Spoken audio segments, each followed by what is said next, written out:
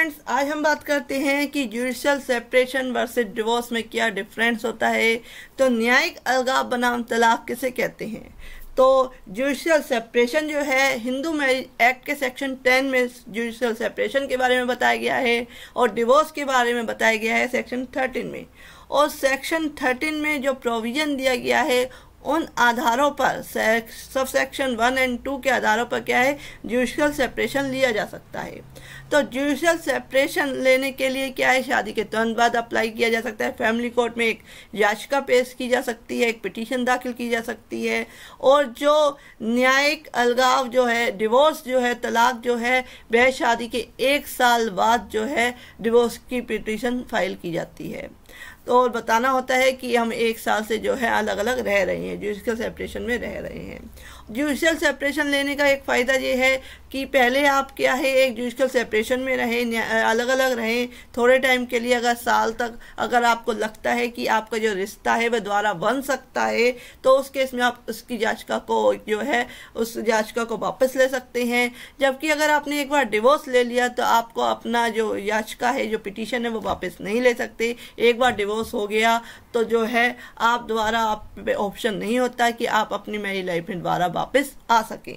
तो बहुत सारे अंतर हैं। अगर चाइल्ड है, यानी कि बच्चे अगर उस शादी से पैदा हुए हैं, तो उस केस में ज्यूडिशियल सेपरेशन डिवोर्स से ज़्यादा अच्छा है। कि ज्यूडिशियल सेपरेशन जो है उसमें हस्बैंड वाइफ अलग अलग रहते हैं, लेकिन वे तलाक नहीं लेते, जिससे कि वे दोबारा शादी नहीं कर सकते। लेकिन अगर डिवोर्स ले लेते हैं तो कई बार क्या है, हस्बैंड या वाइफ में से कोई भी क्या है दोबारा शादी कर लेता है। उस केस में जो बच्चे हैं वह जो है उनकी बेकदरी हो जाती है।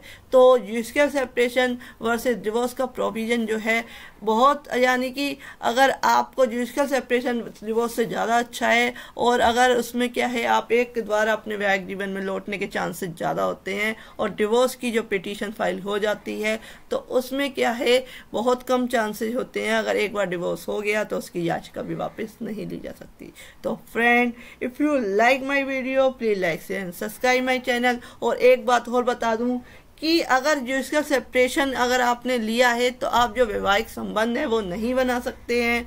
और डिवोर्स में जो है आप वैवाहिक संबंध बना ही नहीं सकते, लेकिन ज्यूडिशियल सेपरेशन का ये कंडीशन होती है कि आप वैवाहिक संबंध जो है वो, अगर आपने ज्यूडिशियल सेपरेशन की जो डिग्री है वह आपने कोर्ट से प्राप्त कर ली है, तो उस डिग्री के बाद आप क्या है ज्यूडिशियल सेपरेशन में आप दोबारा क्या है वैवाहिक संबंध नहीं बना सकते। अगर आप वैवाहिक संबंध बनाते हैं जो ज्यूडिशियल सेपरेशन का जो है उसका उल्लंघन होगा। If you like my video please like share and subscribe my channel. Thank you for watching this video.